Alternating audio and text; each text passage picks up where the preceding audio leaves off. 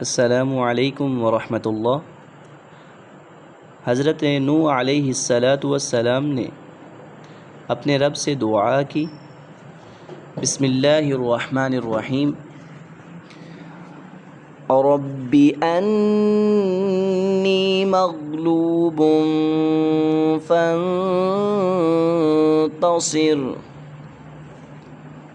میرے رب میں بے بس ہوں،